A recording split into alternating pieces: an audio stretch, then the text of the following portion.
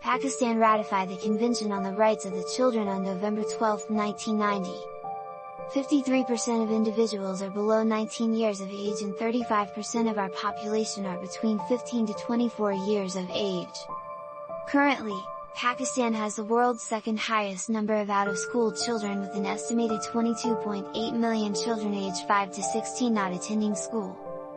ILO's most recent estimates, based on the LFS 2010 to 2011, indicate that 5.7 million children between the ages of 10 and 17 are laborers.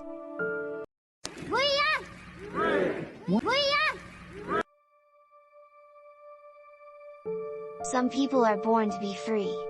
No force can hold them captive. These people live centuries in a moment. Iqbal Masih lived on this earth for just 12 years to introduce us to the meaning of freedom, and purposeful life. He knew that, life should be great rather long. His struggle for the freedom and education of children, weighs more than many big institutions and human rights activists. Fighting against capitalism, Iqbal Masih embraced martyrdom on Easter Day, April 16, 1995. The story of freedom and courage, began with a poor Christian family in Morike, Lahore, where a hero was born to Ms. Inayat Bibi in 1983. Shortly, after Iqbal's birth his father, Saif Masih, abandoned the family. Iqbal's mother borrowed only 600 rupees from Arshad, the owner of a carpet factory, for the marriage ceremony of her son Aslam, and, in return threw Iqbal into the furnace of bonded labor. At 4 years old, Iqbal Masih was strong enough to carry the burden of his family's debt on his little shoulders. For almost 6 years, many beautiful and expensive rugs were woven by the delicate small fingers of Iqbal Masih. Iqbal was doing all this to settle the debt taken by his family, but in those 6 years that increased to 12,000 rupees. A small carpet factory was no less than a hell, where Iqbal Masih had to work 14 hours a day and 6 days a week. Children had to work in a small room under poor light and without ventilation. Because of swallowing the fine fibers of wool, the children used to cough all the time. Most children like Iqbal were forced to work hard to pay off their parents' debts. Iqbal had decided in his heart not to live in this hell anymore. In 1992, somehow, he came to know that the Supreme Court of Pakistan declared bonded labor illegal.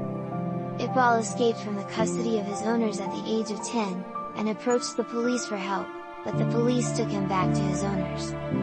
Owing to his rebellious act, the owners hung him upside down and beat him severely, but he did not give up.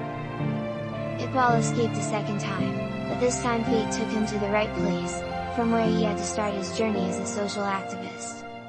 He attended a rally of Bonded Labor Liberation Front, where he took the stage for the first time, and spoke about the exploitation of poor children under bonded labor. That was the day when Iqbal was noticed as a little comrade by many. After the rally, Iqbal was again captured by his owners and tortured badly, but the LLF rescued him with legal help.